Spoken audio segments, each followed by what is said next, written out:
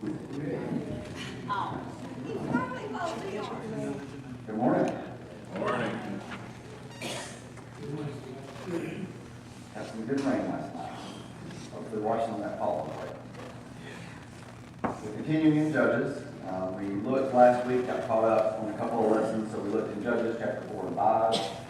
We looked at Barak, the military leader, working with Deborah, who was judge at the time. They worked to defeat Canaanite king Jabin and his army. Sisera was the leader of their army. That defeat was an impressive defeat because Sisera's army had 900 iron chariots, which was kind of a new part of warfare at the time. So they were thought to be almost indestructible. Of course, the God of Israel was able to allow the Israelites to overcome the Canaanite army. After the victory, we saw Israel lives in peace for how many years this time? After defeating Sisera's army? 40 years. So Israel goes through this kind of circular repetitive history where they fall into sin, they go into slavery, God finally raises somebody up once they cry out to him, and they have peace for a generation or two. So this time it was 40 years. Just enough time for a new generation to come up to fall back into the sin of idolatry. So last week then we looked at Judges chapter 6. That's what we see is after the 40 years of peace, after Barak and Deborah's defeat of Sisera's army, we see the Israelites again start falling into serving the gods of other gods of fertility, Baal and Ashtoreth. So it's the same gods over and over again. It's the gods of the people of the land where they're at. So they're living among these people and continue, the new generations come up, and they're enticed for whatever reason to serve those gods. So this time, when they do that, God hands them over to which people? The Midianites. There's something a little bit different about the Midianites and how they were treated. When they were oppressed by the Midianites, it was a shorter period than before. It was only 7 years. But what was so different about how they were treated? The Midianites versus the Canaanites, or who was wrong? The Midianites were starving them out. The Midianites were destroying the crops. The Midianites were destroying all of their livestock. So the Israelites had a really rough time for 7 years. I think that's probably part of why it only lasted 7 years, if I had to guess. So after 7 years of the cruel treatment from the Midianites, the Israelites cry out to God. It doesn't say whether it was the first time or not, but it sounds like it's probably the first time that they did it sincerely. Because God does respond, but what's God's response when they cry out to him for help?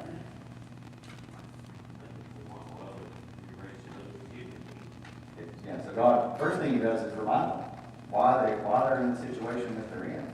God says, I have you. I brought you out of Egypt. Part of the waters of the Red Sea. Crushed the Egyptian army behind you in the Red Sea. I led you to the promised land. Again, I crossed the water, part of the waters of the Jordan. Y'all passed through on dry ground. These were your ancestors, but you know these stories. You know where you came from. And then again, I let your ancestors drive out the peoples of this land. I told you one thing was to not to what? Don't worship foreign gods. That's the one thing that God told them that he hates. And that's the one thing that the Israelites fall into time and time again. So God tells them, I've saved you over and over again, and here's what you keep doing. You keep falling into sin. But then we see at the end of that, God's reaction, I think, is no different than any other parent's reaction when their child or their children cry out for help. He has mercy on them, and he sends them a deliverer. So, as John pointed out, he called Gideon. God sent an angel to Gideon, the son of Joash. And Joash is out working the wine presses when God sends the angel. The angel tells Gideon that God is with him. And what does he call Gideon? What's the word he uses, the name he uses to call Gideon? A mighty warrior, a valiant soldier. To which Gideon is kind of surprised, I assume, at that response. Gideon's not a warrior. He's out working in the line presses. He's not a mighty war hero. So what's Gideon's initial response to the angel? When the angel comes to him, telling him that he's going to deliver Israel from the hands of the Midianites who've been oppressing them for 7 years. Yep, just like Moses, just like everybody else. Not me. What are you talking about? I'm not worthy. I'm not good enough. But what else does he do? What else does he say? What we talked about last week. Where have you been?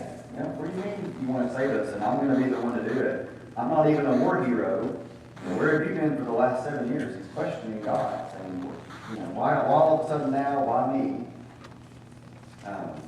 So God responds and just reminds him, go. You're the one to save Israel. You go. You have my strength. Is it not I that sent you? Those are the words that God uses. I think today, you know, kind of following up on last week's lesson, God says the same thing to us. He tells us to go into the world. We have His strength. We have His Word. We have the Holy Spirit. Just as He told Gideon, we may not think we're worthy. We may not think we're good enough. We may not think people will listen to us. That was Gideon's initial response. He was worried about people wanting to kill him for taking the idol down that they've been worshiping. But I think it's the same for us. We can learn that lesson from them. We just have to go and trust that God is going to take care of us and do what He said He's going to do. So that brings us into Judges 7. We'll read just a passage that's in the book today. Judges 7, verses 1 through 21. Then Jerubbaal, that is Gideon, and all the people who were with him rose early and encamped beside the well of Herod, so that the camp of the Midianites was on the north side of him, by the hill of Merrell in the valley. And the Lord said to Gideon, the people who are with you are too many for me to give the Midianites into their hands, lest Israel claim glory for itself against me, saying, my own hand has saved me. Now therefore proclaim in the hearing of the people, saying, whoever is fearful and afraid, let him turn and depart at once from Mount Gilead. And 22,000 of the people returned, and 10,000 remained. The Lord said to Gideon, the people are still too many. Bring them down to the water, and I will test them there for you. Then it will be that of whom I say to you, this one shall go with you, the same shall go with you, and of whomever I say to you, this one shall not go with you, the same shall not go.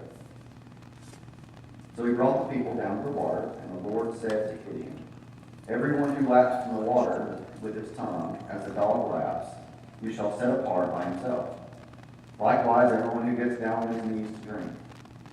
And the number of those who lapped, putting their hand to their mouth, was 300 men. But all the rest of the people got down on their knees to drink water. Then the Lord said to Gideon, by the 300 men who lapped, I will save you, and deliver the Midianites into your hand.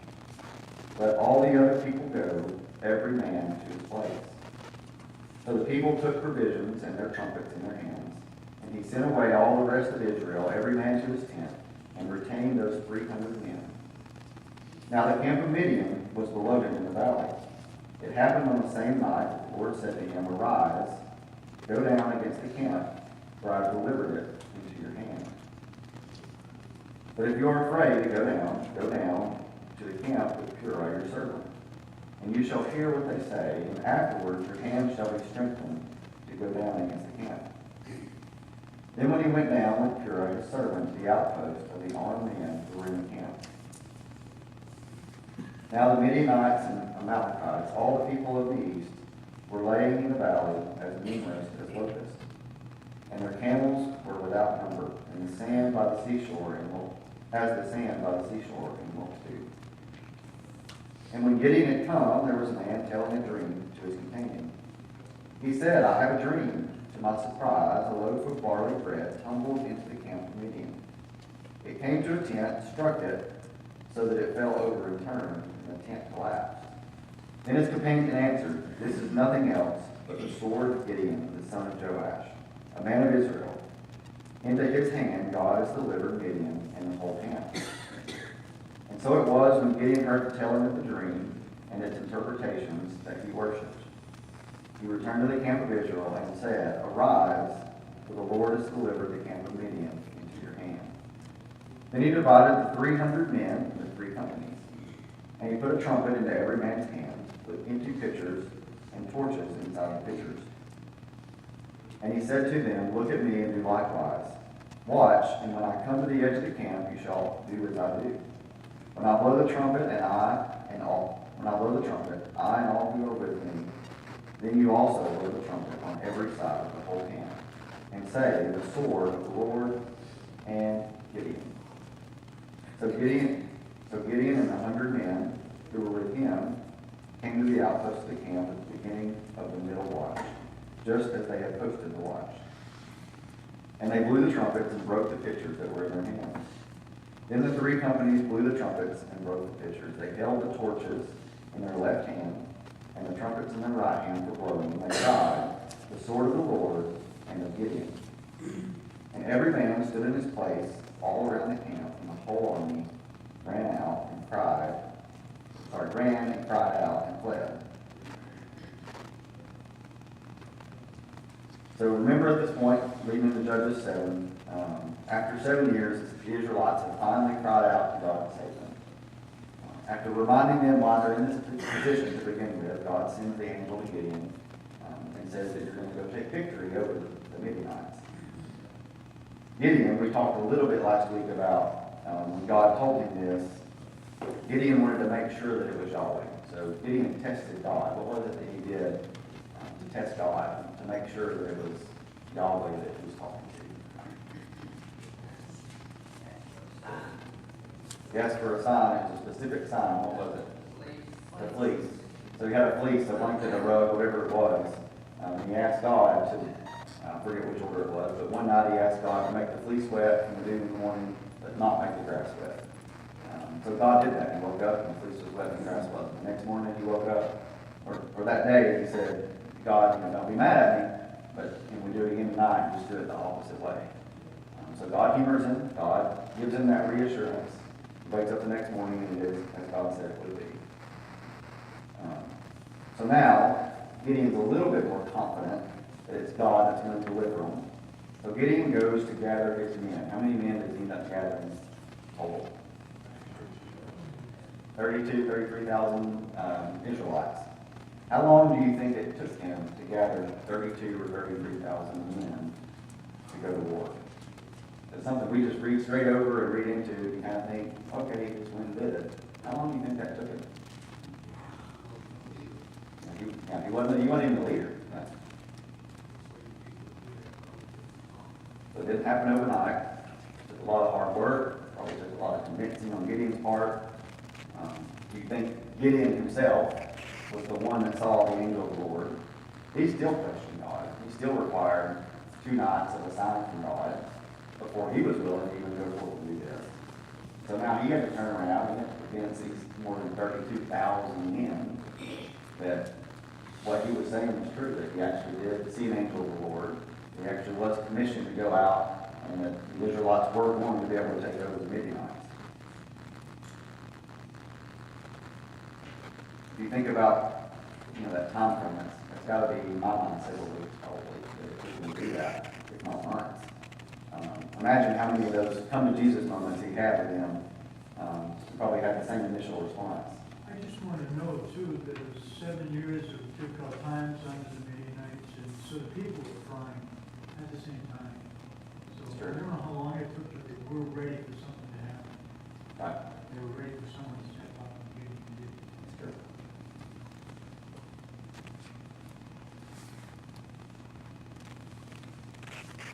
That's true.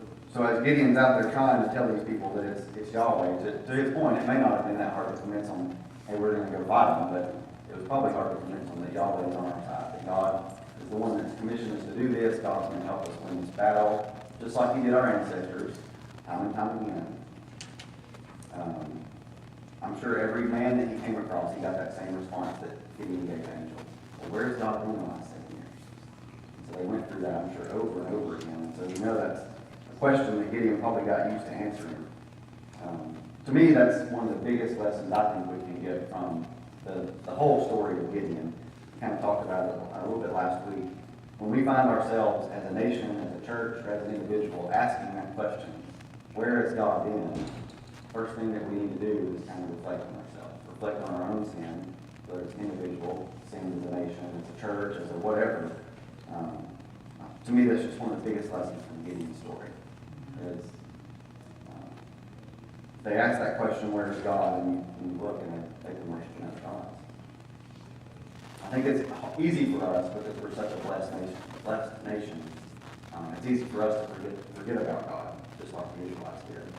We don't necessarily substitute worshiping other gods and anything like that. We can leave them out of our lives because we've got so much going on. We're so blessed. We've got, for the most part, we're the richest country in the world. We've got pretty good health care, despite what the politicians say. Most people have good health care.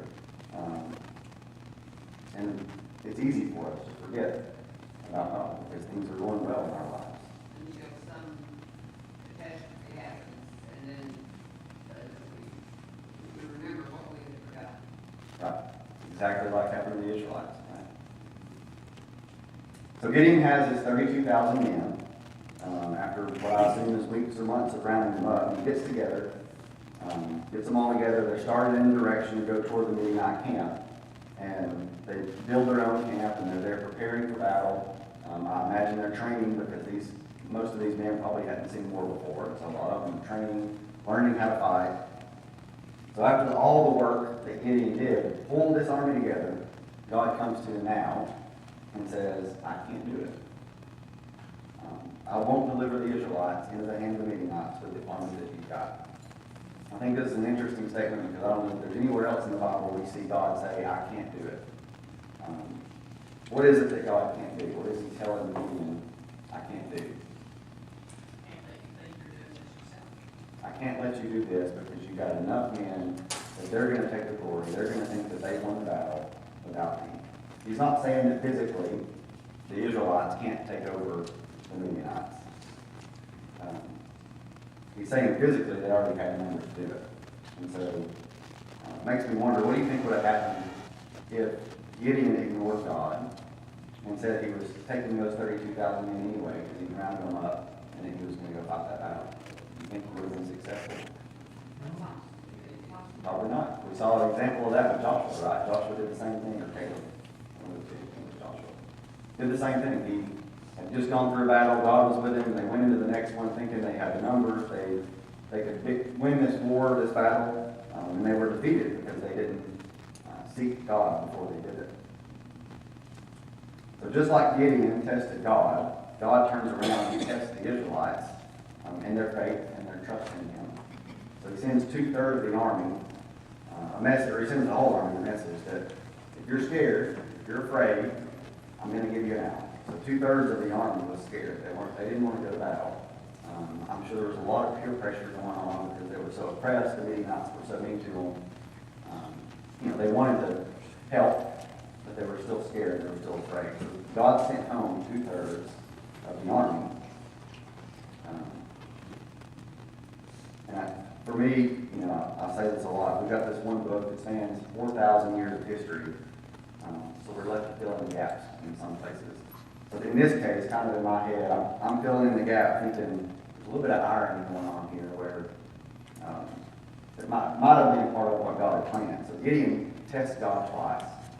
God doesn't immediately do anything to rebuke or punish Gideon for that. He goes along and gives Gideon the courage that he needs, the reassurance, whatever it is that Gideon needs to go forward.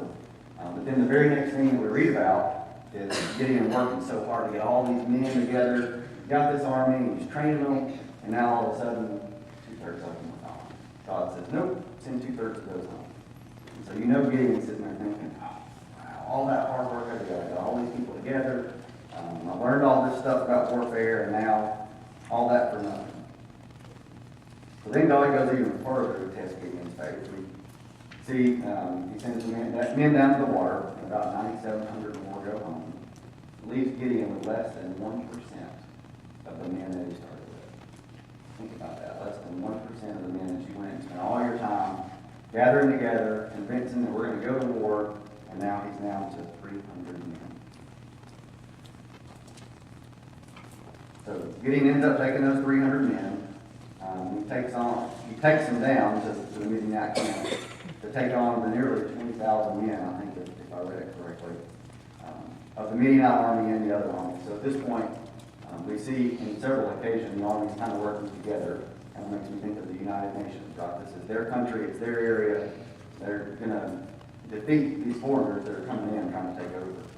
So Gideon's got 300 men to take on these 20,000 or however many it is. Like clothes covering the valley, and their camels were without number, like the sands of the seashores, so they were, There were a lot. yeah. 120,000 had fallen in chapter 8. Yeah, that I wasn't sure if that was from the first battle. I didn't know what battle that started at. So There's a lot. there was a lot of men, and there's only 300 Israelites. And he didn't even get to pick those 300 as his best man. That's right. That's exactly right. An army without weapons. Yeah. Yeah, they went without a sword in their hand. They went with a trumpet and a pitcher and sword. Interesting that in over in chapter 8, he's still got 300 men that's pursuing. Yeah. You know, and there's 120,000 that are dead. So that's pretty impressive. That's extreme. Something they definitely can't God claim obviously themselves. did Right? that. Right. There's no way 300 men can kill 120,000. Their arms. Noodles. All right, so Gideon's got this army now. He's got 300 men sitting on top of the mountain ready to go down, just like they did with Mount Tabor the years before, ready to go down and defeat the Midianite army. But God knows, God senses that Gideon's still kind of afraid. So he tells Gideon, go down, it's time, now's the time to go down, take over, they're all yours. But before Gideon even asks, God gives him the out. God says, he knows he's still scared, so he provides him that opportunity to bolster his confidence before he confronts the Midianite army. So God lets him go down, and we read where he overheard the two men talking about this dream. And the two men said his name, so the two men recognized his name. So one of two things: either it was complete divine intervention, that the interpretation of the dream, the men knew Gideon's name, they knew his father's name, and they knew what was going to happen because of God, or because of all this time that Gideon had been gathering his army before he got back to the Midianites. It could be one or both of those. But Gideon hears that. He hears them talking about, they know they're going to get defeated. They know who it is that's going to defeat them. And so that boosts his confidence where he's ready. He goes back, he gets his army, and he takes them down. So I think we see the same thing in our lives today. We kind of parallel this to our life, what lesson can we apply? God knows when we're scared. God knows when there are things that are going on in our lives that we're afraid to do. And as long as we're continuing to follow Him, He's going to provide those reassurances that we need along the way. We don't have to be perfect. Gideon wasn't perfect by any means. Gideon questioned God. He definitely was not perfect. Joshua wasn't perfect. Moses, Abraham, none of these men were perfect, right? All the way back to Noah, Adam, everybody. Nobody was perfect. But the difference was these leaders continued to follow God. They continued to turn away and repent of their sins.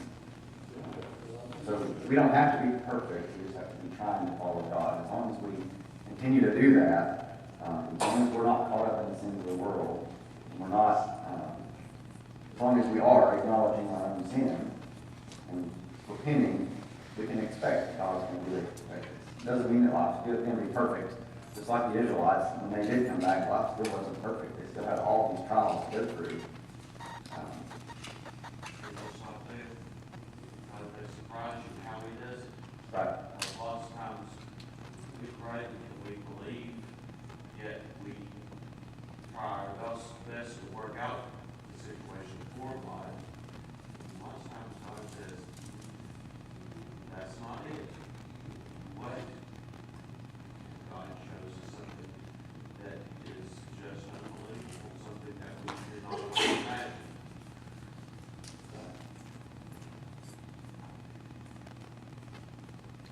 So Gideon takes God's offer of reassurance. He goes down. He overhears these men. So when God said he didn't need 30,000 men, what was the reason that he didn't need the 30,000 men? Was it because of the Midianites or because of the Israelites? Israelites. God didn't care how many Midianites there were. There could have been 10 million Israelites, Midianites. God didn't care. He would not have been concerned in the least bit. He'd shown time and time again different ways that he could destroy these armies without the Israelites raising a sword. The river swallowing up the Egyptian army. And we've seen all these different ways that God can do things. He didn't care how many Midianites there were. He cared about the faith of the Israelites. He didn't want the Israelites in this chance that he was giving them. He was giving them another chance. They'd fallen away again, and they cried out to him, and he's giving them this second, third, 10th chance, whatever it is, to come back and prove their faith in him. And so he wants to make sure that they don't have any other opportunity to think that for whatever reason it wasn't God, it wasn't Yahweh.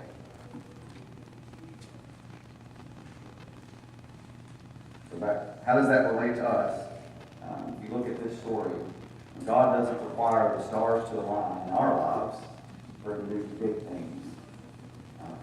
He just needs us as Christians to follow him, to stay faithful, remember who we are, remember whose we are, and acknowledge our shortcomings. Continue to repent, turn away from sin, and come back to him.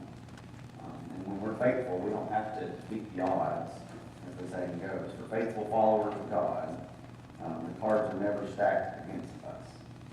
It's always when we fall away or fall into sin that we have to dig ourselves out of that ditch. That's all I have for our lesson today. Somebody have any discussion before we close? I think he wasn't questioning God. I think he just wanted assurance. He was going to follow God. He just, we're told to search the scriptures ourselves. So, in other words, he was searching the scriptures to get that assurance. That's the way I look at it.